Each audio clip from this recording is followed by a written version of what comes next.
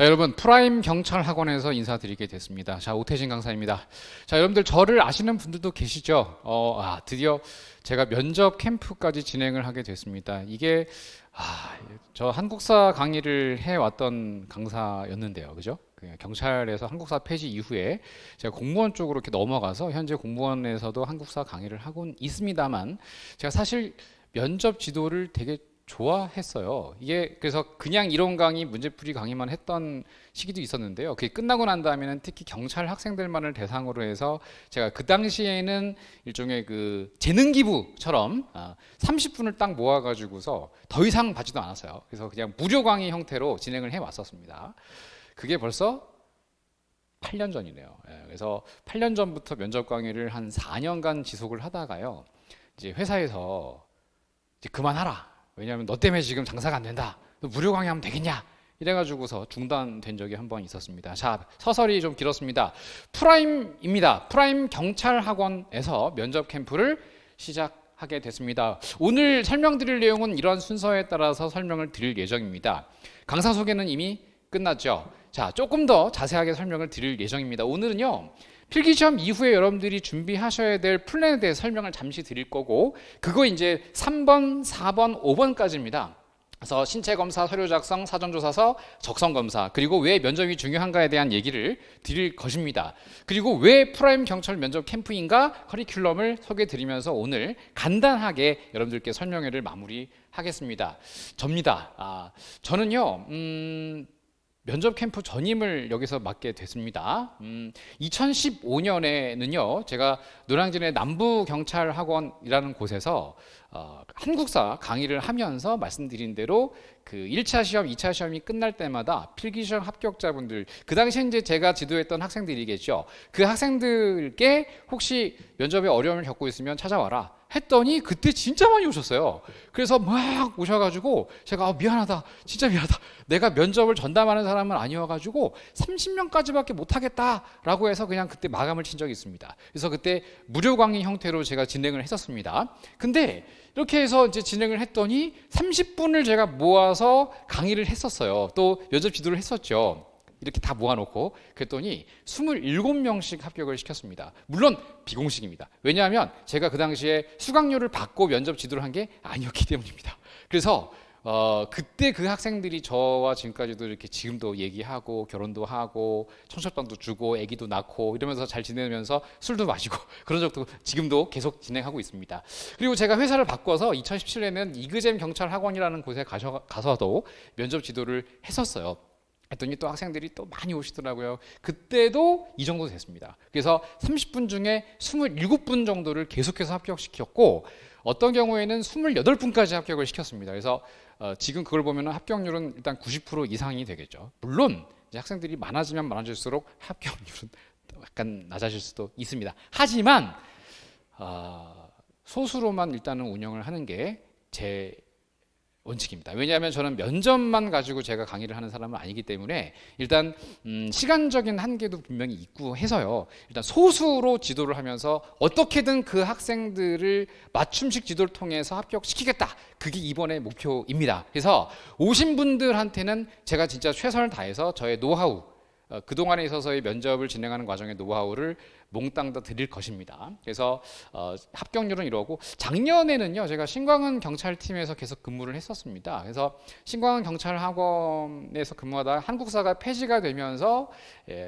한국사 능력 검정 시험을 가지고서 강의를 했었는데 지금도 이제 올라오긴 합니다. 근데 하는 거면 여러분들 사실 그게 크게 준비를 많이 안 하셔도 자격증 딸 수 있으시죠. 딱 10시간만 투자하셔도 3급 자격증 딸 수 있거든요. 그래서 그러한 어떤 상황 속에서 이제 회사가 어찌 보면 분리가 됐죠. 그래서 저는 지금 이 학원에 와서 작년까지 이렇게 신광한 경찰학원의 면접 캠프에서 이제 근무를 이제 하다가 올해는 2023년부터는 프라임과 계약을 맺고 면접을 본격적으로 진행을 할 생각입니다. 말씀드린 대로 면접을 오신 분들이 많으면 피드백이 그만큼 적어질 수밖에 없어요. 그래서 그 기존의 면접 학원의 특징은요, 그냥 스터디 조 짜서 뭐 서로 이렇게 얘기해 봐라 뭐 이런 형식으로 조만 짜주고 끝나는 경우가 많이 있었습니다. 최근에는 그런 부분에 대해서 학생분들이 좀 불만이 좀 있으시고 많은 돈을 냈는데 뭐 이런 정도로는 나는 좀 부족한 것 같다 이런 어떤 컴플레인도 많으셔요. 그래서 저희 학원에서는요 일단 신생 학원이기도 해서 소수 정예 말 그대로 과외 형식으로 진행할까 합니다. 과외 형식으로. 그래서 한마디로 멱살 잡고서 중경에 집어넣기 이게 컨셉이라고 생각하면 돼요. 왜냐하면 이번에 오신 분들을 대해서 어떤 식으로든 합격을 시켜야만 저희 학원이 살아납니다. 만약에 여러분들이 실패하면 저희도 끝입니다. 그러니까 어쩔 수 없이 여러분들과 저희는 운명 공동체라고 밖에 할 수가 없어요. 그래서 어떻게 되겠어요? 저희 회사가 여러분들을 돈으로 보겠습니까? 아니면 어떤 일종의 그 사례 형식으로 가겠습니까? 후자입니다. 후자. 그러니까 저희 학원에선 지금 지금 당장 오신 분들에 대해서는 어떤 식으로든 합격을 시키려고 할 것이다. 이런 생각들은 당연히 하시고 계시겠죠? 기존 학원과 다른 점이 바로 그것입니다. 그래서 여러분들의 개인 특성에 맞는 최적화된 맞춤식 면접 지도를 할 것이다. 저는 그렇거든요. 그래서 면접은 정답은 없습니다. 어떤 질문을 했을 때 뭐 지원 동기가 뭐냐, 장단점이 뭐냐, 경찰에 왜 지원했느냐, 본인의 그런 단점을 장점을 승화시킨 노력은 뭘 했느냐, 뭐 이런 여러 가지 질문에 대한 대처 방안과 그 답은 어떻게 할 것이냐. 근데 앵무새처럼 외워서 답을 하면 안 된다는 거예요. 가장 중요한 건 면접은 경험 사례를 물어봅니다. 경험 사례를 물어보고 그건 다 똑같을 수가 없지 않습니까? 그러니까 자신이 겪었던 경험은 다 다른데 그러한 다른 경험을 가지고서 결국은 왜 경찰이냐? 요걸 끄집어내야 됩니다. 요걸. 그래서 어쩔 수 없이 맞춤식 지도를 할 수밖에 없는데 내가 경험해보지 않은 부분을 가지고서 외워가지고서 답을 하게 되면 면접관들이 다 안다 이거예요. 야, 너 저기 뭐 S 학원에서 그렇게 가르쳤냐? 뭐 너 W 학원에서 그렇게 가르쳤냐? 뭐 아니면 E 학원에서 그렇게 가르쳤냐? 뭐 이런 식으로 물어볼 거라는. 뭐 H 학원에서 그렇게 가르쳤냐? 너 거기 출신이구만. 그러니까 그렇게 하면 안 된다는 거예요. 그러니까 결국은 제가 지향하는 면접은 개인 특성과 성격에 최적화된 맞춤식 면접 지도다라는 겁니다. 그래서 저는 이 면접을 제가 코디 면접이라고 이름을 잡아봤어요. 여러분들 다 생기신 게 다르시고 뭐 어떤 외형도 다르시고 그런 것처럼 똑같은 옷 안 어울리죠. 뭐 유명한 배우가 드레스를 입고 나왔다고 그 드레스를 내가 입는다고 해서 그 배우가 되는 건 아니지 않습니까? 나한테 맞는 옷이 따로 있는 거예요. 그래서 나한테 맞는 옷을 피트해드리겠다. 그게 이번 면접의 목표다라고 할 수 있습니다. 이게 핵심이라고 보시면 돼요. 오늘 여러분들이 같이 할 내용이고요. 그다음에 이제 두 번째 소개해드릴 내용이 이 필기시험 합격한 이후에 어떤 과정을 또 그 계획을 세워야 되는지에 대한 얘기인데요. 제가 또 강의를 오래 하다 보니까 이것도 두 문자 암기법을 만들었습니다. 신사체면입니다. 신사체면이에요. 신사체면이 뭐냐면 신사체면. 자, 첫 번째가 신체 검사죠. 신체 검사. 요게 일단 여러분들이 요걸 되게 중요하게 생각하십시오. 이제부터는 여러분들이 경찰이다라고 생각을 하시고 신체 검사를 잘 넘어가 가야 됩니다. 요 신체 검사가 왜 중요하냐면요. 겉으로는 멀쩡해 보이시지만 속은 썩을 수가 있어요. 지금 뭐 공부하시면서 뭐 이렇게 힘드시다고 해가지고 물론 절제 생활을 했겠지만 뭐 또 합격했다고 해서 그저께 뭐 술도 드셨을 수도 있고 그죠? 합격해서 안 된다 이거예요. 아직은 여러분들이 합격했다고 경찰이 아닙니다. 그래서 이 신체 검사일 때 제일 중요한 게 수치예요. 간 수치, 혈액, 또 내 혈압, 또 당뇨, 혈당 이런 거 다 봐야 됩니다. 그래서 이 신체 검사가 굉장히 중요하게 생각하십시오. 첫 번째 이게 1번이고 두 번째가 서류 작성이에요. 신사인데 사가 아니라 사류 작성이죠. 그래서 서류를 작성해야 하는데 이게 생각보다 까다로워요. 제가 그 경찰청 민원 포털에 들어가 가지고서 작성하고 제출해야 될 서류를 이렇게 다운 받았거든요. 그래서 이렇게 보니까 그냥 뭐 동사무소 가서 이렇게 써서 내는 정도가 아니에요. 뭔가 좀 자세하게 나를 까발려야 되는 부분이 나옵니다. 이제부터 조금씩 뭐 결혼했느냐, 배우자 누구냐, 또 이런 것들 있죠. 심지어는 채무까지 물어봐요. 경찰에서는 신용도 중요하게 여기기 때문입니다. 그래서 일단 기본적인 서류를 어떻게 써야 되는지에 대한 내용 어렵진 않지만 쓰다 보면 이거 어떻게 써야 되지? 이럴 수가 있어요. 그래서 그런 부분까지 제가 좀 체크를 해드릴 거고 그 다음에 여기에는 빠졌는데 신원조사가 있습니다. 신원조사는 이제 정보과 형사분들이 전화를 하실 거예요. 그것도 면접의 시작입니다. 물론 그게 굉장히 뭐 엄청 중요하다 할 수는 없지만 당연히 신원조사에 대해서 전화가 왔느냐 안 왔느냐 이거 가지고서 어떻게 답변을 해야 되는지에 대한 내용. 그러니까 여러분들 선배들이다 보니까 선배들이 후배들을 이렇게 채용하려고 하다 보니까 그분들도 뭔가 이렇게 피드백을 받을 수가 있어요. 그래서 이 신원조사 과정에서 그 전화가 오면은 좀 받는 요령이라던가 하는 것들. 그다음에 사가 뭐냐면요. 저는 사전조사서와 적성검사를 하는데 이건 역시 되게 중요하죠. 왜? 요거 면접관들한테 가는 겁니다. 그러니까 여러분들이 적성검사에서 경찰 적성에 안 맞으시는데 내가 경찰 하고 싶어서 하시는 분들도 계시거든요. 근데 적성은 아니야. 사실 제 제자분들 보면은 진짜 우수한 성적으로 합격을 했어요. 뭐 서울청에 합격을 한 제 그 여경 제자분들도 굉장히 많이 계신데 들어가신 지 1년도 안 돼가지고 퇴직하신 분들도 꽤 있습니다. 이게 선생님 제가 생각했던 경찰이 아니에요라고 해요. 그러니까 뭔가 생각을 내가 생각했던 이미지가 있었는데 그 이미지가 아닌 거야. 그러니까 들어가서 상관들이랑 계속 부딪히고 막 어찌 보면은 뭐 맨날 면접에서 물어보는 게 있어. 부당한 명령 받으면 어떡할 거냐? 그러면 면접할 때는 부당한 명령이라 하더라도 일단은 뭐 수행을 일단 하고 아니면 뭐 물어보겠습니다. 뭐 규범과 원칙이 맞으면 제가 뭐 하겠지만 그것이 아니라면 그 말씀을 드리고 제가 말씀드리면 이해하실 거라 생각합니다. 아니요, 이해 안 합니다. 결과적으로 위에 있는 직소상관들 이해 안 합니다. 뭐 이상한 부당한 명령 할 수 있습니다. 이제 그런 부분들 때문에 힘들어서 퇴직하시는 분들도 많아요. 그러니까 이 적성 검사도 사실 굉장히 중요하다. 이게 내가 경찰에 진짜 맞는지 안 맞는지 이 검사하는 거예요. 총 문항은 307입니다. 이게 307개의 문제를 이렇게 내는데 그게 MBTI보다 좀 어려워요. MBTI는 성격 검사잖아요. 근데 이 적성 검사는 상황을 계속 줘요. 그런 상황을 주는데 이따 좀 예시를 제가 보여드릴게요. 그다음에 이제 사전조사서는 예전에는 그 자기소개서를 썼었어요. 그러니까 이른바 뭐 5대 기출이라고 알려져 있는 거 있죠. 뭐 성장 과정, 학창 시절 어땠는지, 봉사활동, 동아리 활동, 리더십 경험이 있었느냐, 장단점 뭐냐, 힘들었던 일을 어떻게 극복했느냐, 앞으로의 포부는, 지원청. 이게 5개 정도 됐었단 말이에요. 근데 그런 것들인데 사전조사서 안에는 그 질문이 다 들어가 있습니다. 그러니까 뭐가 나올지 몰라요. 뭐가 나올지 모르지만 일단 준비는 해야 됩니다. 거기 가서 직접 써야 되거든요. 그래서 이 쓰는 것도 훈련을 하지 않으면 좀 애매해질 수 있어요. 그래서 제가 봤을 때 이 사전조사서의 질문은 20개 이내, 20개 이내 정도에서 나올 거다. 근데 그 20개 정도 이내의 문제에서도 아마 한 67개 혹은 8, 9개 그래서 많이 물어보는 형태의 문제 있죠. 왜 여러분들 처음 만났을 때 물어보고 싶은 거 있잖아요. 여러분들도 지금 표정이 저를 봤을 때 물어보고 싶은 표정, 그러니까 예를 들어 뭐 소개팅을 나갔다. 그러면은 물어보고 싶은 게 있잖아요. 뭐 집이 어디세요? 종교는 뭐세요? 좋아하는 거 뭐세요? 뭐 어떤 게 이상형이세요? 뭐 연봉은 얼마세요? 이런 질문 안 하겠지만 어쨌든 그런 형태의 질문들이 있지 않습니까? 경찰 선배들이 여러분들 처음 만났을 때 물어보고 싶은 거 그런 내용들이 여기 안에 들어가 있습니다. 뭐 아주 생뚱맞은 이상한 거 물어보지 않습니다. 뭐 우크라이나 전쟁에 대해 어떻게 생각하냐 이런 거 없어요. 가장 일반적인 형태의 질문들을 요 사전조사서 안에 넣어놨기 때문에 그거에 대해서 써야 됩니다. 근데 한 바닥 정도 써야 되는데 그 한 바닥 정도 쓰는 게 생각보다 어려워요. 왜냐하면 글 써본 훈련을 해본 적이 없었기 때문에. 그래서 사전조사서 첨삭 들어가야 됩니다. 이게. 그래서 요거는 숙제를 많이 드릴 거예요, 제가. 그러면은 뭐 질문을 이제 하면은 모범 답안들이 있죠. 여러분들 선배들 모범 답안을 제가 많이 갖고 있거든요.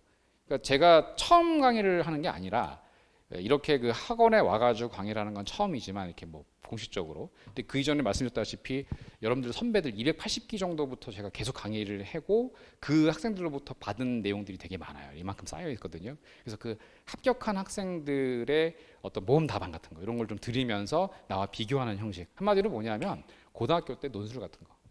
간단한 논술. 짧은 단문 논술 정도로 생각하시면 됩니다. 어디까지 했죠? 신사, 신원조사, 신사. 자, 그럼 이제 제일 중요한 게 남았죠. 야, 여기서 결정될 거다. 체면. 그래서 체면을 잘 차리자. 체력 시험과 면접입니다. 그래서 2025년 전까지는 체력 시험의 비중이 제일 크다. 이건 다 알고 계시죠? 그래서 체력 시험을 여러분들이 일단은 많이 받아놔야 돼요. 그 이유에 대해서는 일반적인 것 다 알고 계시겠지만 현재 필기 시험에 있어서의 변별력이 굉장히 없다. 제가 근무할 때까지만 하더라도 사실 필기시험 변별력이 되게 중요했어요. 5과목 시험 칠 때는 필기시험이 몇 점이냐를 가지고서 결정되는 경우가 거의 대부분이었습니다. 그런데 최근에는 제가 근무할 때까지 1.5배수 정도를 뽑으면서 필기시험에서 1배수 안에 들어가면 일단 안정권이라고 생각을 많이 했었어요. 근데 1.2, 1.3 혹은 1.5 정도 되는 분들이 역전하려고 체력에서 막 무리하다가 실패하고 왜 뭐 근육 나가고 뭐 체력 시험 당일날 막 뻑 가고 이래가지고 탈락해서 막 울고 오는 경우도 많았단 말이야. 그래서 그 당시에는 필기시험이 제일 중요했고 그 다음 체력시험에서 만회하려는 시도를 많이 했고 면접의 비중이 크지 않았다라고 생각을 많이 하셨어요. 그냥 면접은 요식이 아닌가. 그렇지는 않습니다. 이제. 왜냐하면 지금 현재 3과목으로 축소된 상황에서 필기시험 변별력이 거의 없다. 사실상. 그래서 지금 2배수까지 거의 다 뽑았기 때문에 지방청부터 해서 중앙청까지 다. 그렇기 때문에 이 체력시험에 아마 여기에서 지금 많이 걸려질 거예요. 제 예상인데 2배수를 뽑았기 때문에 아마 100등까지가 합격권이라면 101등부터 200등까지에 있는 학생분들은 이 체력시험에 아마 사활을 걸 거거든요. 이렇게 되면은 과유불급. 제 제자분들 가운데에서 체력에서 진짜 열심히 막 준비하다가 뭐 있잖아요. 노량진에 이렇게 뭐 체력 준비하시는 그 피트니스 센터는 되게 많지 않습니까? 거기 제가 한번 가서 봤는데 이거는 거의 태릉 선수촌 덜이 가라 할 정도로 시키잖아요. 근데 그러다 보니까 평상시에 그렇게 운동 안 하시다가 이거 하다가 그냥 부상 입고 끝나시는 경우가 많아요. 근데 그러면 안 돼요. 그러니까 이것도 본인의 능력치에서 한 120%로 가야지 막 150%, 200% 하려고 하면 안 돼요. 큰일 납니다. 어쨌든 체력 시험이 제일 중요하다. 이거는 뭐 말씀 안 드려도 될 거예요. 그 다음에 이제 면접인데 면접이 왜 중요한지에 대한 얘기를 해드릴 거예요. 이제 뭐 신체 검사는 조금 더 설명드릴 건데 면접이 왜 중요한지는 좀 이따 설명드릴게요. 신체 검사 하실 때는요, 뭐 그냥 읽어보십시오. 이거 읽어보면은 이겁니다. 이거 가장 중요하게 생각하실 게 이거 생각보다 엄격하다. 생각보다 엄격하다. 그냥 요식행위는 절대 아니다. 그래서 주의하실 점이 신체 검사 전에 내가 그 체력 시험에서 좀 만회해 보겠다고 본인의 능력을 벗어나는 형태로 체력 시험을 준비하면 안 돼요. 일단은 본인을 이렇게 그 병아리처럼 좀 있으면 부활절인데 그 부활절 그 달걀 이렇게 감싸 쥐듯이 갖고 가셔야 됩니다. 그럼 여러분들은 지금 이스터 에그들이에요. 죽어 있지만 이제 확 그럼 깨지면 안 되지 않습니까? 그러니까 이게 여러분들이 이게 달걀 같은 존재구나. 이렇게 본인의 몸을 잘 관수하시고 신체 검사 끝난 다음에는 이제 그때부터 단 무리하면 안 된다. 150%, 200% 가면 안 돼요. 120%, 125%, 130% 이렇게 해서 매주 조금씩 끌어올리실 생각을 해야지 처음부터 하시면 안 돼요. 그다음에 요거 좀 중요한데 혹시 문신 있으세요 여기? 근데 이게 최근에 문신이라고 하는 거를 조금 사회적으로 용납하는 분위기긴 해요. 뭐 예를 들어 식당 가더라도 왜 서빙하시는 잘생긴 오빠분들이나 뭐 언니분들 보면은 여기에 뭐 이렇게 문신 많이 계시죠. 심지어 김치볶음밥 볶을 때도 팔뚝 딱 나오고 문신 있고 막 이러지 않습니까? 또 이렇게 반바지 입고 다니면은 다리에 쫙. 근데 이게 개인 취향이긴 한데, 자 여러분들 경찰 조직이 굉장히 개혁적이고 진취적이고 뭔가 사회의 변화를 앞장서는 그런 조직 같습니까? 아니면 매우 보수적이고 변화를 싫어하고 말 그대로 공안 이런 걸 지키는 조직 같습니까? 후자죠. 그래서 여러분 선배들 가운데 혹시 경찰분들이 외국처럼 막 뉴욕 NYPD 뭐 이러면서 막 여기 막 잔뜩 뭐 이렇게 문신하고 이런 외국 경찰은 그럴 수 있지만 우리나라 경찰관분들 보면서 반팔 입고 막 이렇게 마스크 쓰고 막 이렇게 통제하시는 분들 가운데 문신 거 보신 적 있으세요? 한 번도 없죠. 그거는 뭐냐면은 있으면 좀 안 좋다 이런 얘기예요. 인식이. 그러니까 이게 뭐 점수에 뭐 플러스 마이너스에서 그것 때문에 마이너스를 주지는 않을 수 있어도 일단 보수적인 인식이 있어요. 그러니까 엄마 아빠 생각이라고 생각하면 돼. 엄마 아빠가 그 고등학생이나 대학생, 엄마 나 대학생 됐으니까 나 문신할래 그러면 이런 생각이라고 보시면 돼요. 응? 아니 뭐 네가 하고 싶으면 해. 자 이건 무슨 뜻이에요? 하고 싶으면 해. 장려는 안 한다. 하고 싶으면 하는데 엄마는 그냥 안 했으면 좋겠는데. 너 나중에 그거 결혼할 때도 좀 요즘 돌아다니는 짤 보면은 뭐 이렇게 재밌는 짤 있잖아요. 뭐 SNL 짤 이런 거 보면은 그거 쟤 어디에 문신이 있다? 그냥 뭐 이러잖아요. 몰라요? 그런 SNL? 공부 많이 해서 모르는구나. 그러니까 문신에 대한 인식은 별로 안 좋다. 근데 만약에 심각한 문신이 있으면 상담. 여기 밑에 그 송영재 과장이라고 있거든요. 좀 상담을 받으실 필요가 있다. 그래서 이 영상 보시는 분들도 저희 학원에 오셔가지고 이 정도는 괜찮나요? 한번 보실 필요 있어요. 예전에 제 제자 가운데에서 특수절도로 기소유예가 있었어요. 여학생이었는데 저기 충청남도 대천 출신이신데 그 학창 시절에 특수절도를 한 거예요. 근데 그 학생이 여기 가운데 손가락에 자기네들 조직이라고 해서 고등학생 때 그 문신을 이렇게 한 거야. 뭐 이렇게 뭐 종교적인 의미도 있는 것 같고 그래서 막 문신을 했는데 그거 지우느라고 진짜 고생 많이 했다 얘기 나옵니다. 그러니까 그 친구는 특수절도인데다가 기소유예가 있었고 그 당시에 여기 문신도 있고 머리는 이제 쇼커트였는데 필기만 3번 합격했는데 다 떨어진 거예요. 근데 그 필기 점수가 어느 정도 점수였냐면 거의 만점이었습니다. 5과목일 때 거의 만점은 어느 490점이 넘었어요. 490점이 넘었다는 거는 2개 틀린 거죠. 정말 잘했죠. 근데 3번 연속 떨어진 거예요. 거기다가 체력도 거의 만점이었어요. 40점을 넘어가지고 그 당시에 50점 만점에서 45점 막 46점. 그 친구가 근데 3번 연속 떨어지니까 너무 슬퍼서 4번째로 저를 찾아온 거예요. 제 제자였거든요. 그래서 자기가 그 얘기를 하더라고. 지금 너 문신 있네. 네, 괜찮은데 요즘 지우고 있어요. 저 붙을 수 있을까요? 이번 안 되면 그냥 딴 거 하려고요. 어떻게 됐을까요, 그 학생? 제가 지도했습니다. 4번째 붙었습니다. 4번째. 충남 경찰청 붙었습니다. 그러니까 특수절도 기소유예 문신이 있었고 그래서 3번 연속 떨어졌는데 4번째 붙었어요. 그래서 전화 와가지고 울면서 전화했던 기억이 납니다. 그래서 이런 거는 좀 여러분들이 개별 상담이 필요합니다. 기소유예는 요즘은 괜찮습니다. 기소유예 같은 거 있으시면은 괜찮고 벌금형 이상이 있으면은 요거는 전과거든요. 그러니까 요거는 상담을 좀 받으실 필요가 있어요. 기소유예는 최근 안 본다라고 원칙이 세워졌기 때문에 기소유예까지는 괜찮다. 그런데 벌금형 이상의 전과가 있으면 상담 꼭 필요하다. 왜냐하면 소명을 해야 될 필요가 분명히 있기 때문입니다. 불리해지겠죠. 그러니까 면접이 굉장히 중요해지는 겁니다. 자, 그러면 서류 제출에서 이제 중요한 게 이제 신원조사 관련 서류가 신원조사 기본 증명서, 이거는 경찰 민원 포털에 다운받을 수 있고 가족관계 증명서인데 상세가 들어가야 돼요. 이건 주민센터 인터넷 발급하고 요거 중요해요. 신용정보서. 신용정보서가 왜 중요하냐면 경찰은 이 채무가 있는 것 이런 것들까지 봅니다. 왜? 내가 이제 빚이 있어. 그러면은 비리를 저지를 수 있는 전제 배경이 딱 설정된 거죠. 근데 학자금 대출 이런 건 괜찮아요. 학자금 대출 없는 사람이 어디 있어요? 요거 받는 거는 경찰 분들도 훌륭하다. 너 그래도 부모한테 손 안 벌리고 열심히 대학 다니려고 했구나. 이렇게 본단 말이에요. 저도 학자금 대출 다 갚은 게 30세입니다. 30세. 학교 다니면서. 제가 다 갚았어요. 열심히 돈 벌어가지고서 2천만 원을 딱 모았는데 제가 까먹고 있었어요. 학자금 대출을. 까먹고 있었는데 나 2천만 원 모았으니까 투자해야지. 아니 2천만 원이 있더라고. 그래서 그대로 다 갚았던. 그래서 다시 빵원으로 시작했던 기억이 납니다. 일단 요거는 괜찮은데 예를 들어서 빌려줬다.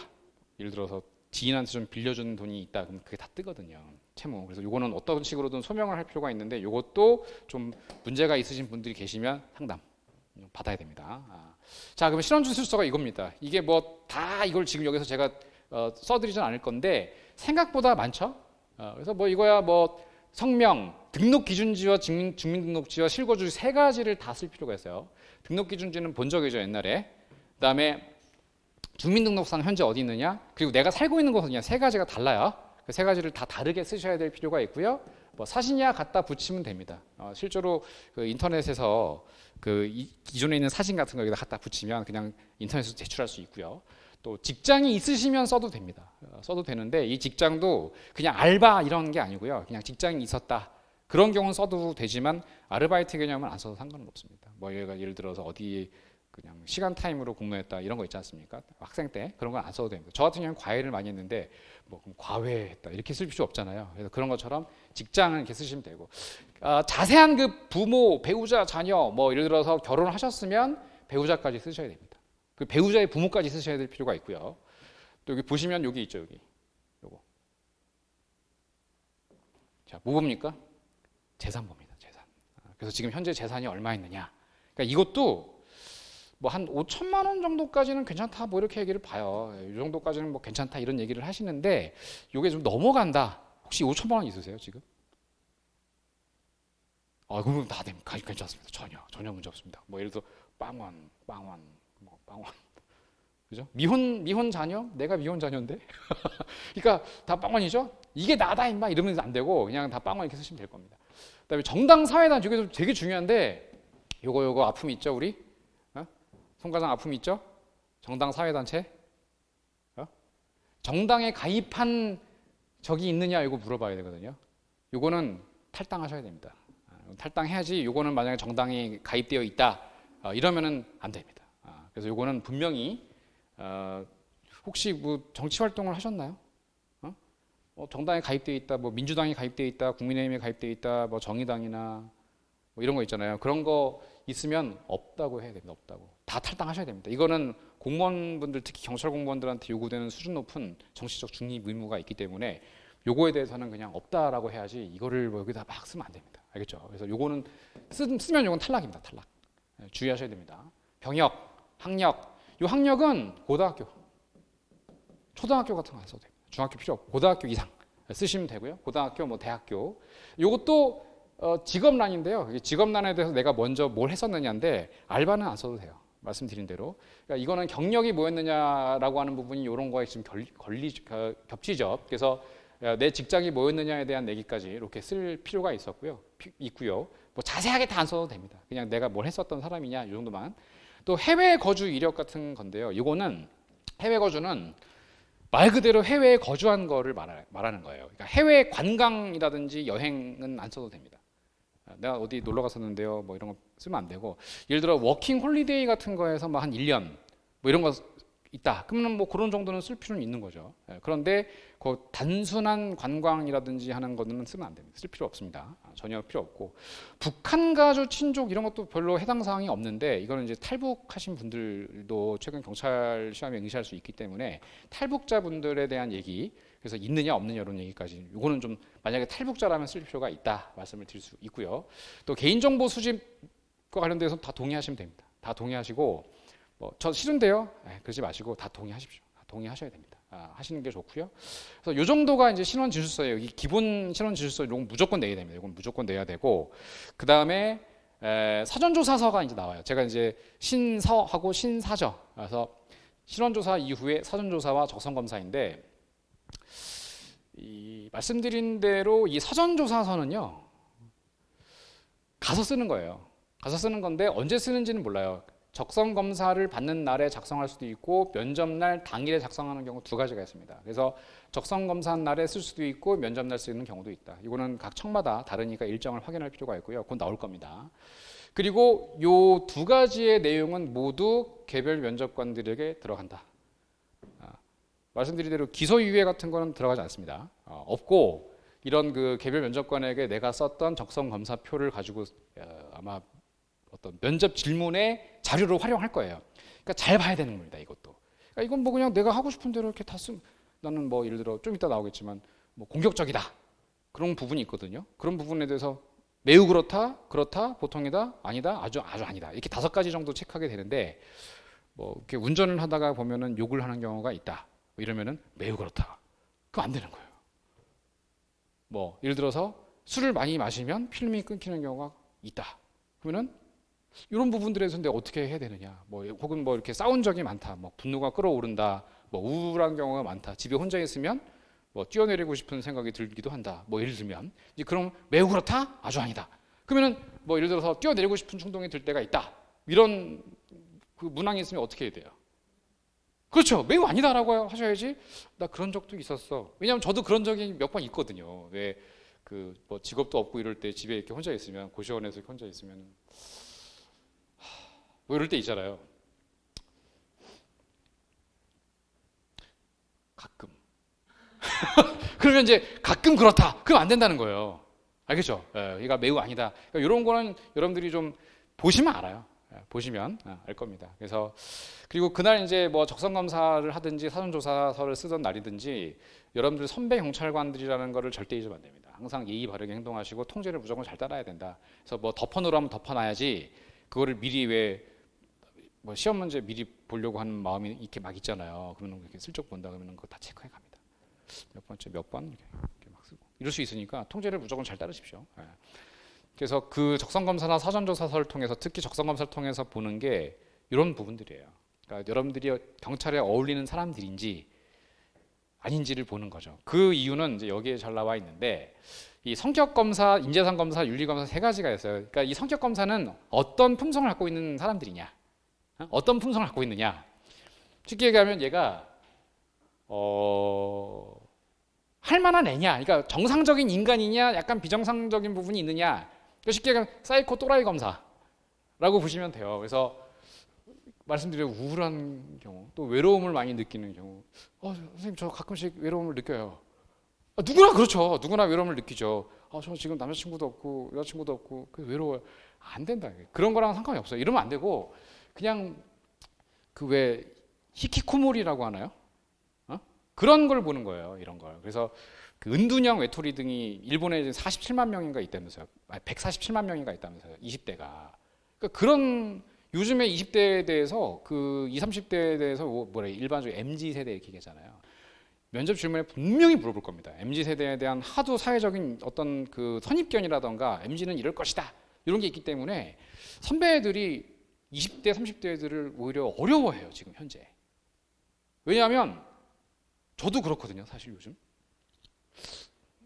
꼰대 소리를 이렇게 들을 수 있잖아요. 그러니까 그런 꼰대 소리를 얘네들이 할까? 뭐 이런 생각들을 하는 거야. 그러니까 그렇게 생각하고 하여튼 요즘 좀 그래요. 그러니까 기존 조직이든 사회든 직장이든 경찰이든지 간에 순경으로 들어온 친구들이 직속 상관까지는 어느 정도 이렇게 인사도 하는데 충성 안녕하십니까 인사도 하는데 서장이나 청장 들어가면은 그냥 인사를 안 한다는 거야. 여러분들 같으면 하시겠어요? 청장이나 서장 들어가거나 다른 부서장이 지나가면 인사할 거예요? 할 거예요? 지금이야 한다고 하겠지. 근데 들어가면 그 조직의 특성을 아는 거예요. 그리고 상관들이 어떤 상관은 이러냐면은 자기 직속 상관이 야, 쟤 만나면 인사하지 마. 이런단 말이에요. 실제로 있었던 일이에요. 경기 북부의 봉일천 지구대, 경기 북부 봉일천 지구대에서 있었던 일입니다. 이게. 야, 너 쟤 만나면 인사하지 마. 다른 팀장. 그래서 순경인데 지금 15거든요. 근데 인사를 어떻게 안 해? 그래서 인사를 소심하게 하는 거야. 안녕하십니까? 그러면 지나가요. 그러면 그 팀장 와가지고 야 인사하지 말랬지. 왜 인사하고 지랄이야? 너 내가 웃음냐? 이런단 말이에요. 극단적으로 말하면. 뭔 말인지 알겠어요? 그러니까 그런 압박스러운 상황, 그러니까 경찰 내부에서의 압박도 있을 수 있고 실제로 있었던 일이에요. 이게 없는 일이 아니에요. 외부에는 더 또라이들 많죠. 내부에도 있을 수는 있는데 만에 하나 있을 수 있는데 제가 경찰을 비하하는 게 아니고 있을 수 있단 말이에요. 왜냐하면 압박 상황을 받으면 스트레스가 엄청나단 말이에요. 그 스트레스 상황 속에서 그것도 그냥 있는 압박이 아니라 지속적인 압박 상황 속에서 근무 환경이 여러분들 좋은 환경이 아니에요. 아니에요. 경찰 중앙경찰학교에서 졸업할 때 제가 자주 갔는데 항상 이렇게 정모 이렇게 이렇게 던지면서 막 엄청 좋아해. 막 행진할 때도 막 정보 입고 행진을 하고 막 박수 받고 경찰 브러스 밴드가 막 붕빵 하면서 하면은 뭐 A 학급 입장 그럼 막 입장을 해. 그러면 턱 멋있게. 근데 행복한 순간은 거기까지입니다. 미리 말하면 굉장히 힘든 상황입니다. 그래서 업무와 그러니까 나와 경찰, 제복을 입은 나와 제복을 입지 않은 나 사이에 있어서의 갈등. 그게 이제 이런 가끔씩 열등감도 느낄 수도 있는 거. 스트레스 엄청난데 이걸 어떻게 절제하느냐. 또 분노 상황이 나올 수 있거든요. 분노 상황이 있을 수 있죠. 막 하루에도 몇 번씩 막 빡치는 경우 있죠. 그걸 어떻게 절제하느냐. 가장 또 중요한 요즘 성인지 감수성 이런 부분. 또 음주 습관.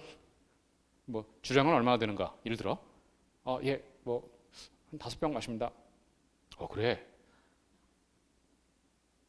잘하는구만. 뭐 예를 들어 회식이 많다. 뭐 이런 거 물어봐요. 음주 습관이 어떤가? 필름은 끊기는가? 아닙니다. 뭐 예를 들어 자주 끊깁니다. 이러면 안 된다는 거죠. 그러니까 뭐 음주 습관은 어떠냐, 주사가 있느냐 이런 물어보기도 하고 폭력 성향. 방금 말씀드린 채무 관련돼서 금전 인식, 돈을 어떻게 생각하고 있느냐. 물론 돈은 중요합니다. 또 많이 벌고 싶은 게 사실인데 경찰관이 되는 순간 돈을 많이 벌려고 경찰관이 되는 건 아니잖아요. 그런 부분에서의 금전 인식 성향 같은 거를 이렇게 묻는 예시 등이 있습니다. 이렇게. 이게 성격 검사에 이거는 제가 예시로서 예상하는 질문이지 실제로 이런 질문은 없을 수도 있어요. 그거를 미리 말씀드립니다. 이런 형태가 나올 수 있다. 그래서 어찌 보면은 요거를 되게 중요하게 여깁니다. 이게. 그래서 그 개별 면접에서 가장 중시 여기는 부분이라고 생각하면 돼요. 또 두 번째가 얘가 경찰 인재로서 가장 중요하게 여기는 부분이 뭐냐. 이것도 되게 중요한데 이거는 경찰관으로서의 본인의 어떤 그 봉사 정신, 희생이죠, 희생. 그리고 왜 나 피곤해, 나 안 하고 싶어. 근데 피곤해도 해야 되거든요. 청렴. 얼마 전에 또 사건 계속 터지죠. 수사 무마 대가로 또 얼마 돈 받은 경찰관 또 성실성, 그 열정. 요거는 아마 금방 사라질 거예요. 냉정과 열정 사이에서 얘기한다면 냉정해질 거다 앞으로. 그 이제 한 1, 2년 차, 2, 3년 차 이제 순경 처음에는 이제 이런 열정이 있는데 점점 없어질 거고 한마디로 해서 사명감. 이런 질문을 물어볼 거예요. 나 이제 근무 상황이 아니거든요.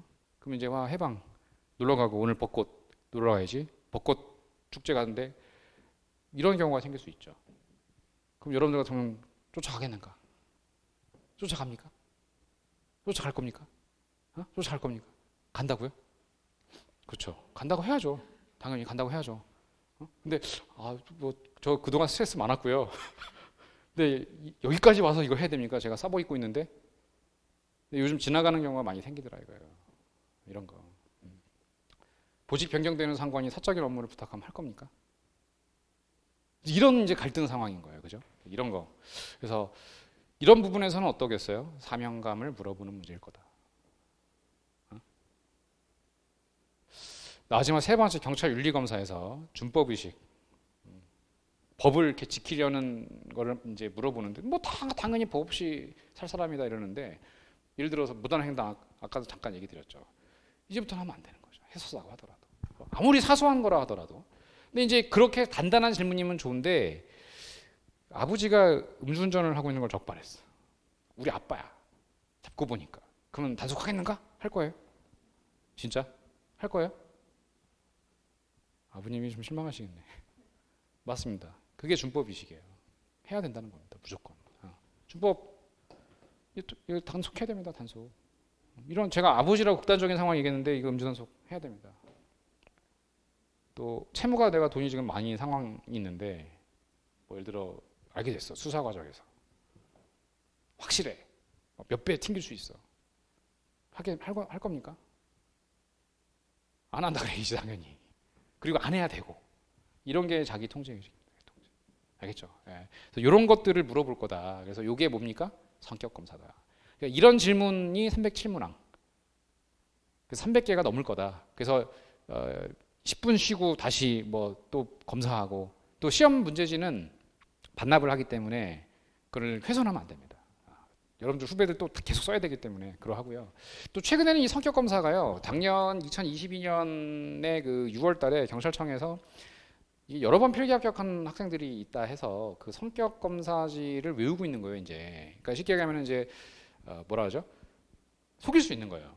그러니까 여러 번 하다 보니까. 그래서 이런 부분 때문에 최근에 맞춰서 다시 성격 검사를 할 수 있는 문제지를 의뢰해 놓은 상태고 좀 바뀌었습니다. 이제 바뀌었기 때문에 그 바뀐 시험 문제지의 질문 내용이 무엇인지는 가봐야 알아요.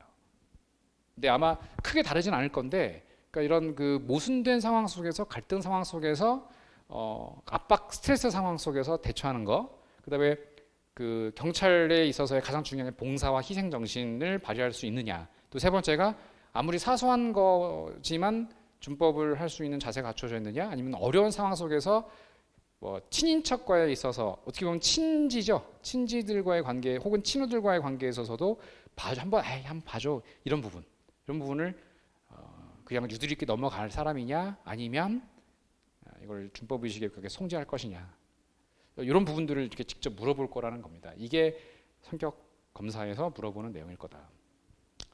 이제 사전 조사까지 이제 다 썼어요. 잘 썼어요. 그럼 이제 실질적인 면접을 시작하는데 이제 제가 담당해야 될 부분이 여기부터죠. 이제 사실은 어찌 보면 면접이 왜 중요한가? 가장 중요한 거는 결국은 요 부적합자를 배제하기 위한 거다.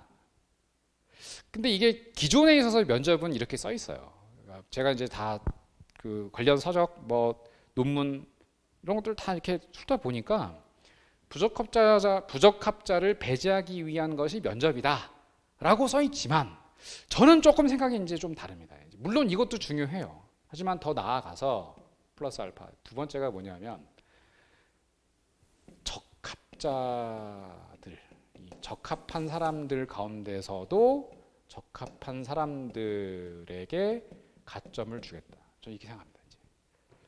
그 이유는 뭐 이 집단 면접이나 개점 면접이야 나중에 보시면 아시겠지만 이런 부분 때문입니다. 이런 부분. 그러니까 최근에 이게 다 언제 기사냐면요. 2023년 3월 16일, 14일, 또 23일, 또 17일, 15일. 자, 언제입니까? 3월 한 달 동안에 있었던 최근 경찰관 비리 사건들이에요. 범죄 수익금 인출을 도와주고 돈 받은 경찰관 구속 기소. 그럼 범죄 수익금의 인출을 도와주고 뭘 받아요? 돈을 받았죠? 그럼 이건 어디에 걸린 겁니까? 이 청렴성에서 걸린 거죠. 그죠? 청렴성. 청렴성에서 걸리고 또 뭐예요? 금전인식 성향. 근데 이게 기존 경찰관들이란 말이에요. 기존 경찰관인데 성격검사에서 아무 문제 없는 것처럼 나타났지만 이게 이상과 현실이 다르다고 경찰에서 계속 그러다 보면 그죠? 생활이 그러다 보니까 그게 되는 겁니다. 이게. 그러면 면접에서 못 걸은 거예요. 그렇지 않습니까? 그러니까 일단 1번 목적은 부적합자를 거르는 게 일단 목적이다. 뿐입니까? 이스타항공 채용 비리에 대한 부실 수사를 했어. 왜 부실 수사를 했을까요? 게을러서? 저는 그렇게 생각 안 합니다. 분명히 청탁 내지 외압이 있었던 거예요. 근데 그 청탁 내지 외압을 받은 거죠, 자기가. 근데 이겨내지 못해. 그럼 이건 뭘 못 지킨 거예요? 주법과 자기 통제를 못한 겁니다.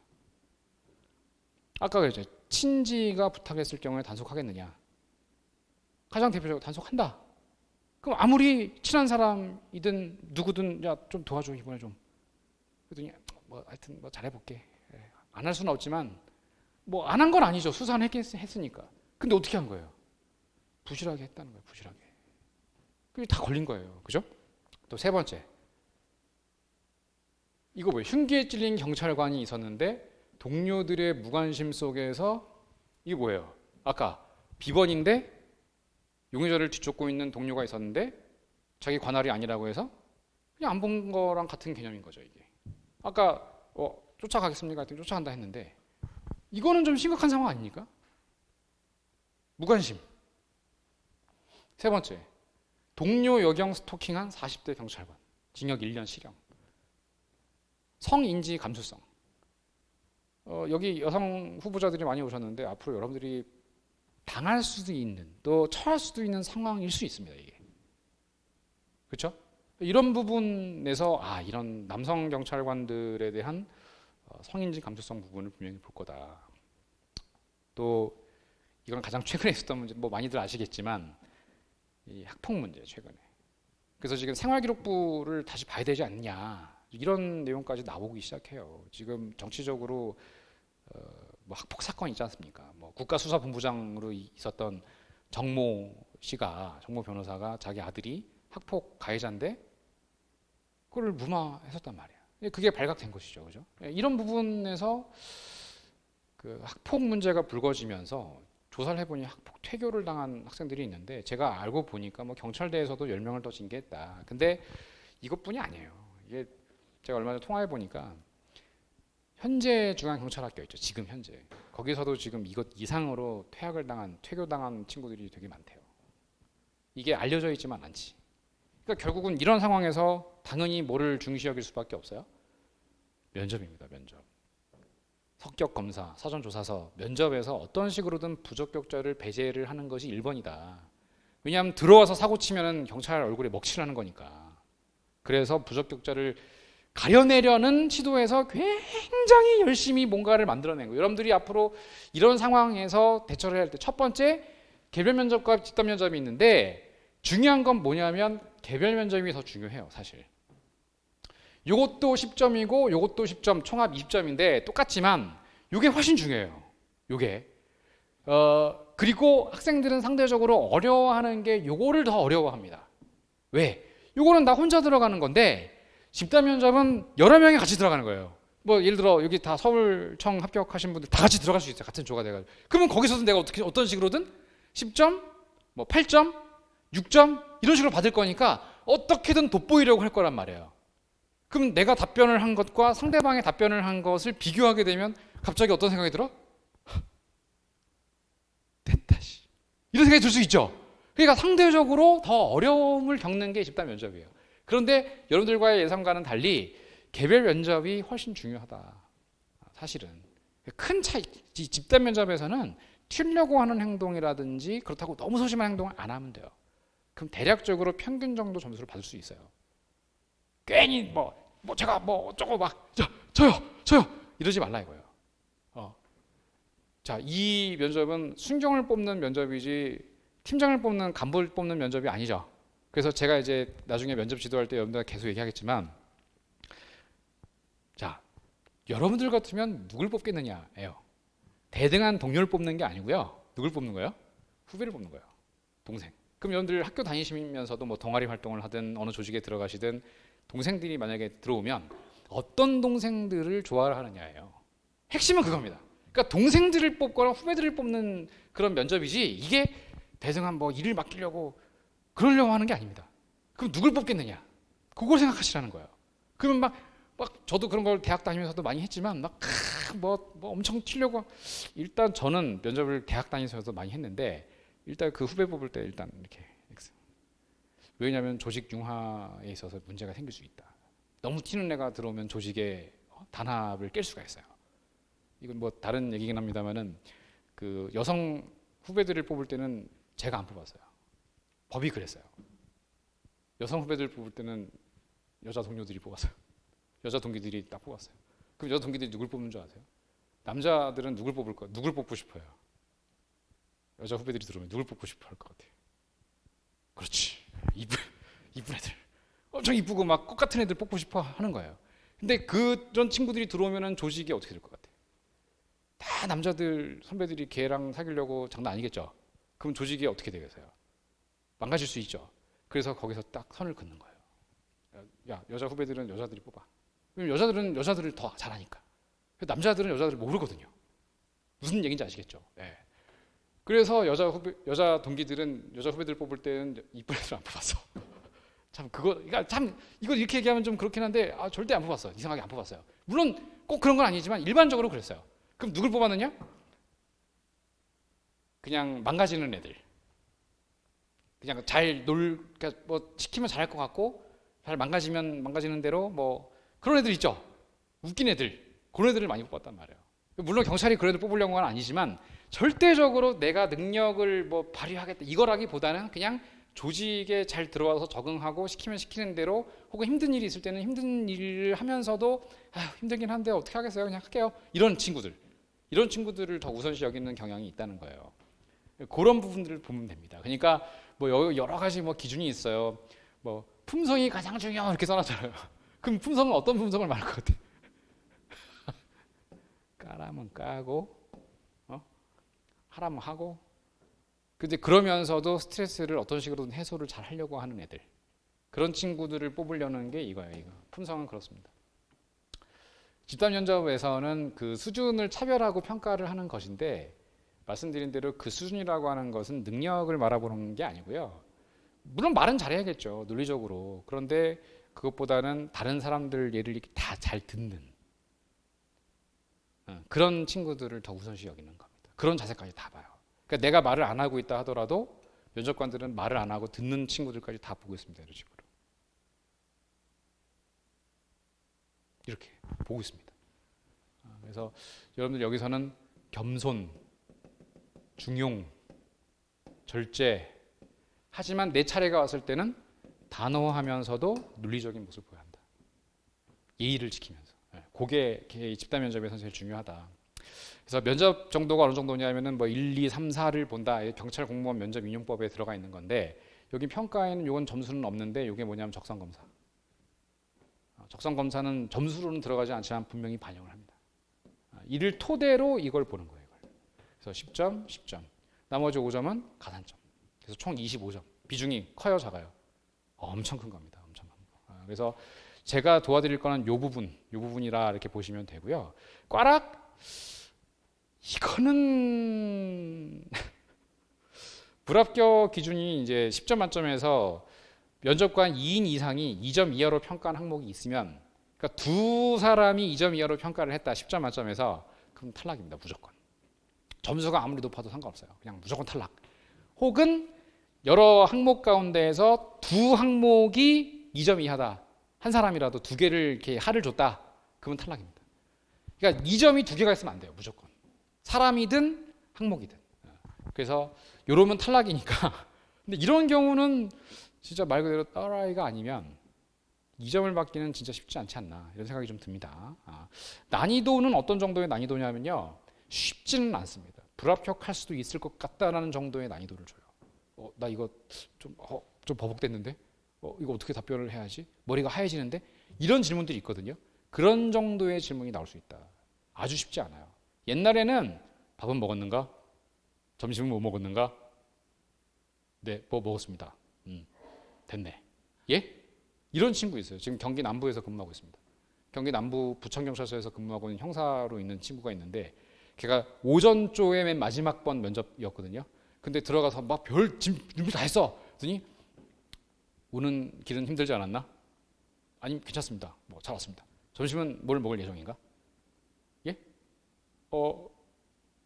김치찌개를 먹을 생각입니다. 됐네. 예? 이러고 끝났어요. 그래서 저한테 전화 왔어요. 선생님, 저 떨어진 것 같아요. 왜? 이렇게 질문하고 끝났는데요? 그래, 축하한다. 합격이다. 예? 이거는 떨어진 거 아니에요? 아니요. 그건 합격입니다. 그렇게 질문했다는 거는 그냥 합격시키려고 한 거예요. 무슨 말인지 알겠죠? 그러니까 이건 뭐냐면은 내 이미 후배인 거예요. 후배를 만나서 왜, 야, 너 밥 뭐 먹을 생각이냐? 뭐 먹을까? 뭐 이런 걸 한 질문이랑 똑같은 거예요. 근데 걔는 이상한 질문을 했기 때문에 자기는 떨어졌다고 생각했는데 그렇지가 않은 거예요. 그게 조금 그 학생들이랑 면접관들이 생각하는 차이라고 보시면 됩니다. 넌 떨어진 것 같은데? 근데 그런 쉬운 질문도 옛날에 있었는데, 근데 최근에는 그렇진 않다 이거예요. 최근에는. 옛날엔 그랬는데 지금은 아니다. 난이도가 지금 높아지고 있다. 기준, 정신자세, 계속 강조하는 게 사명감, 봉사정신, 희생정신, 아까 성격검사.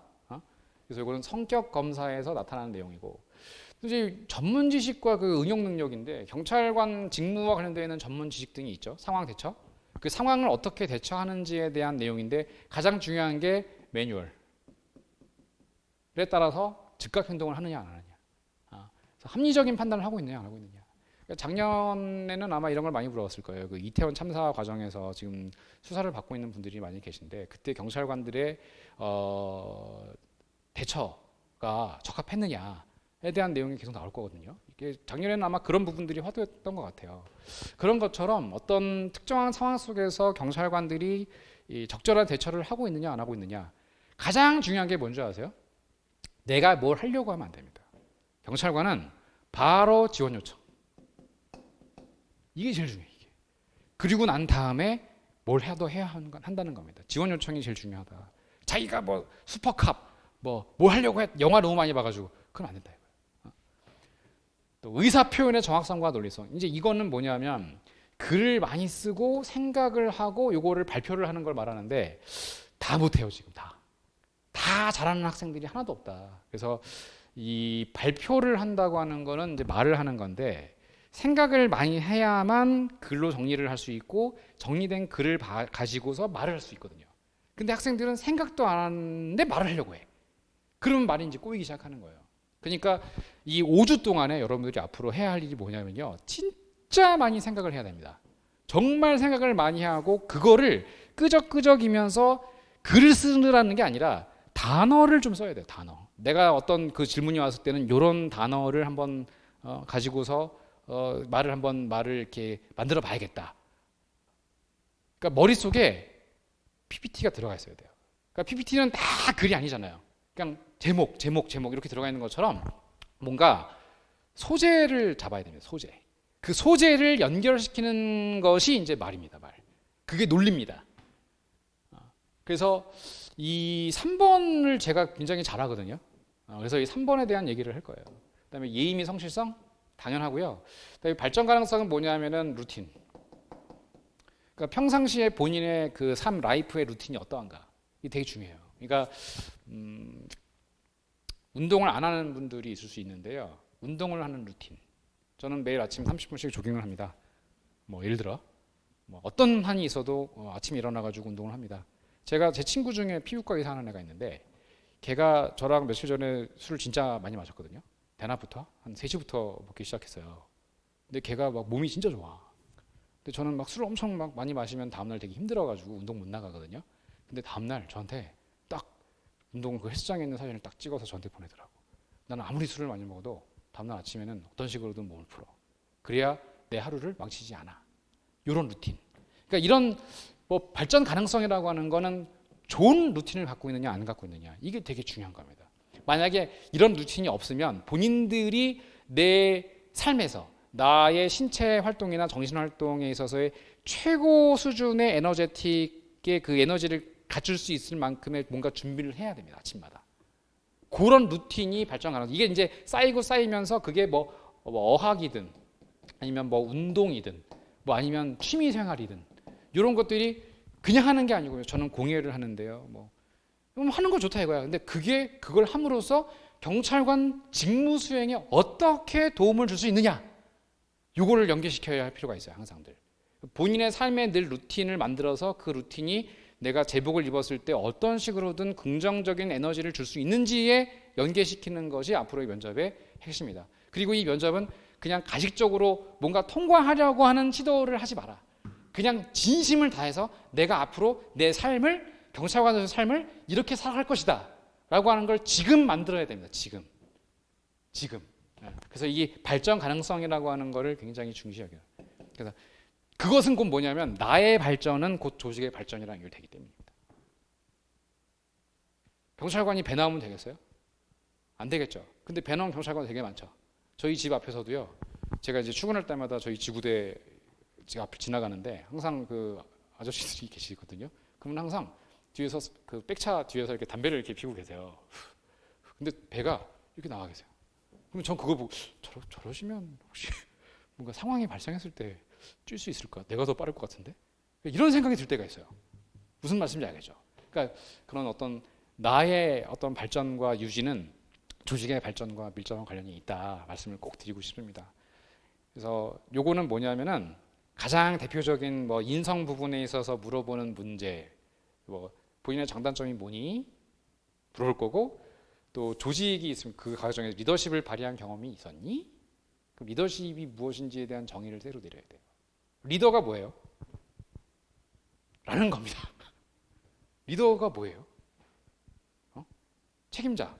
네. 그럼 그럼 책임과 명령 가운데에서는 뭐가 더 우선시되어야 한다고 생각해요?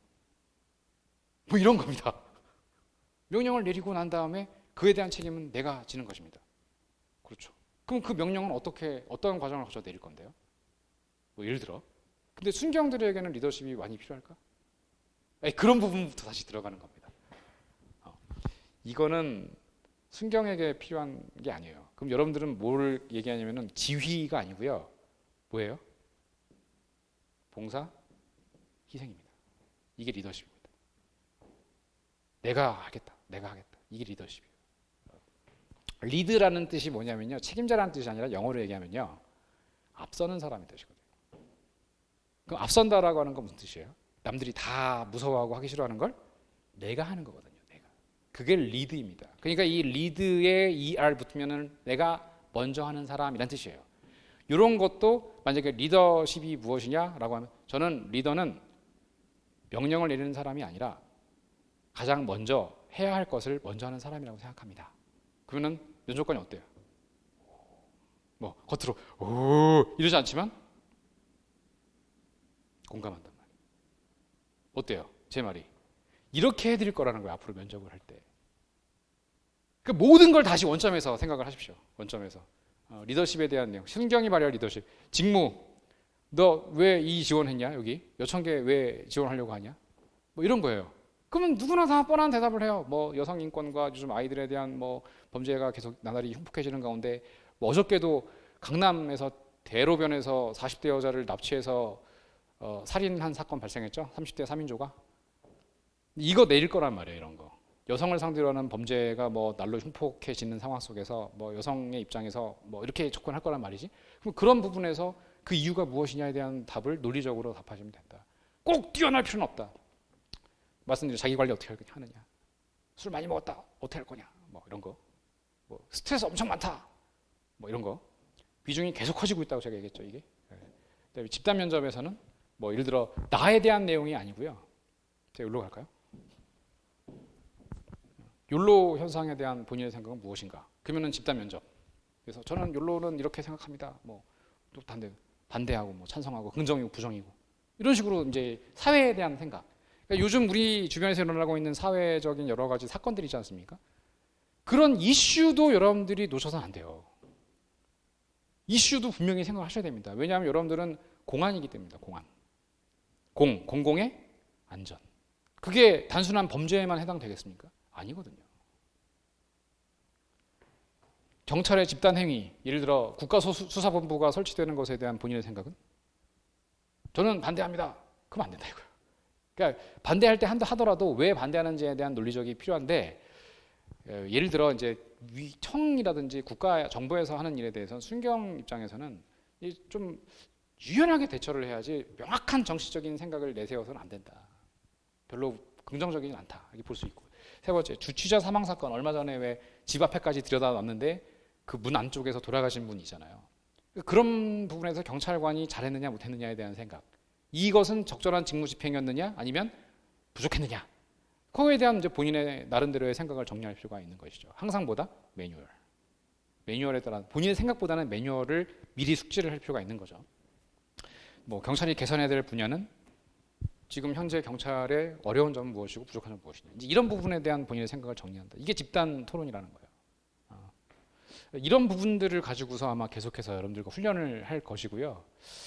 끝으로 이제 왜 프라임 경찰 면접인가? 저는 이거 뭐 여러 가지 있어요. 뭐 소수 정예, 멘토, 맞춤 지도, 전용, 이게 무슨 뜻인지 아세요? 우리 학원은 신생 학원이기 때문에 학생들이 없다는 겁니다. 학생들이 없으니까 그게 우리 학원에서는 되게 중요하게 여기지는 거고 장점이라는 거예요. 그러니까 여러분들은 우리 프라임 면접의 1기입니다. 1기. 만약에 이제 등록을 하시면 1기면은 이 1기 학생들에 대해서 저희 학원에서는 이 소수라고 하는 측면을 중시 여기고요. 이 소수라고 하는 분들을 어떤 식으로든 전원 합격을 시켜야만 저희 학원이 삽니다. 그리고 우리 학원은요, 이제 투자를 이제 막 시작하는 회사이기 때문에 이 건물 대부분이 다 비어 있습니다. 다른 회사랑 다릅니다. 지금 여기 보십시오. 굉장히 좋지 않습니까? 환경이? 다 죄송해요. 다 새 겁니다. 중고도 아닙니다. 그래서 이런 강의실이 지금 놀고 있어요. 놀고 있기 때문에 여기 지금 4분 오셨죠? 그러면은 한 분당 강의실 하나씩 드릴게요. 예를 들면 그게 저희 장점이라는 겁니다. 뭐 예를 들면 비유적으로 말씀드린 거고요. 그러니까 멘토라고 하는 것도 맞춤식이고 저는 이걸 뭐냐면 코디네이터가 있으면 자기한테 맞는 옷이 있듯이 면접 지도도 맞는 면접이 있다. 그래서 제가 지금까지 그 면접 지도를 했을 때 한 300명 정도를 지도를 했었거든요. 그 중에 이제 한 90% 정도니까 한 270명 정도를 합격을 시켰는데 불합격하신 분들도 계세요. 근데 얼마 전 불합격한 분이 며칠 전에 준 편지 글을 제가 한번 다시 읽어봤어요. 근데 이건 이제 사실이고 정말 열심히 잘 지도해 주셨는데 합격을 못해서 죄송합니다. 그래서 강원경찰청 준비하신 분인데 윤모 학생이셨어요. 그래서 몇 년 전 얘기인데 자기가 갖고 있었던 보물 하나를 이렇게 드리겠습니다. 뭐 드릴 건 따로 없고 그래서 그 보물이 뭐였는가 했더니 독도와 관련되어 있는 그 홍보 물자의 노트더라고요. 그 이유는 자기 부친께서 독도 경비대장이셨습니다. 그러니까 아버지가 독도 경비대장을 하시면서 자기 딸이 아버지가 그 일을 하는 것에 대해서 나도 이어가야겠다라는 생각 때문에 경찰에 이제 열심히 투신을 해서 준비를 했는데 그래서 그 학생은 우렁찼어요. 완전 남자 같은 학생이었습니다. 뭐 거의 웅변을 냈어요. 제가 경찰이 되고자 하는 이유는 이런 식으로 했던 학생인데 그 면접에서 떨어졌죠. 떨어졌는데 그 되게 안타깝다, 본인이 되게 힘들지만 그 학생이 그럼에도 불구하고 굉장히 긍정적인, 다시 도전하겠습니다. 그래서 두 번째 도전했을 때는 됐습니다.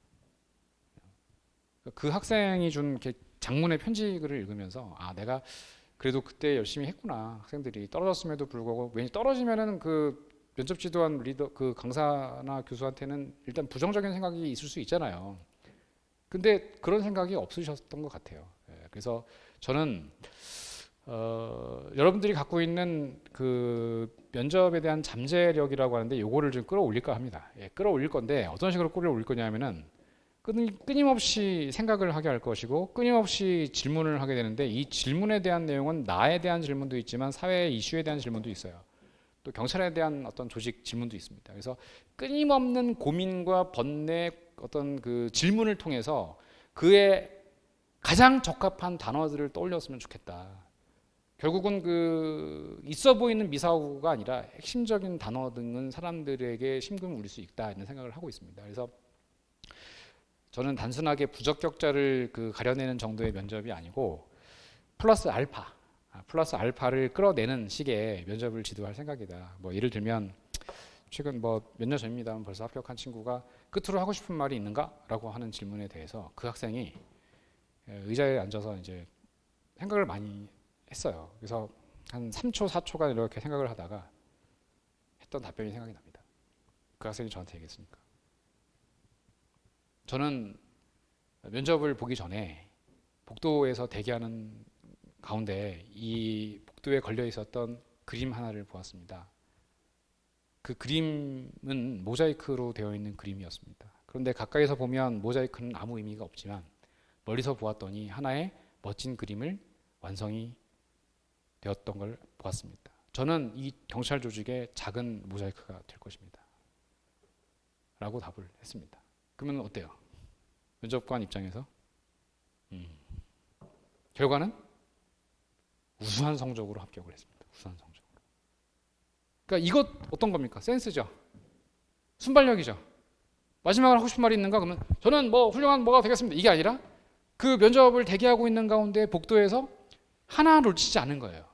걸려 있는 사진이라던가, 뭐 예를 들어서 거울이라던가, 뭐 아니면 그림이라던가, 아니면 기존에 있는 경찰관들의 행사라던가, 이런 걸 보면서 본인이 생각을 한 겁니다. 와, 그 짧은 시간 동안에 그 생각을 해낼 수 있었던 것은 평상시에 그런 훈련을 하고 있었다는 것입니다. 알겠죠? 그러니까 이게 바로 여러분들이 준비해야 할 면접의 기본 자세다라는 저는 생각을 합니다. 그렇게 해드릴 거고, 이게 고민이 될 겁니다. 되게 힘들 겁니다. 왜냐하면 제가 이렇게 생각이 없는 인간이었는지 몰랐습니다. 너무 힘듭니다. 필기시험 준비하던 건 일도 아니었습니다. 이게 제일 힘듭니다. 네, 맞습니다. 제일 힘든 과정이 5주입니다. 5주.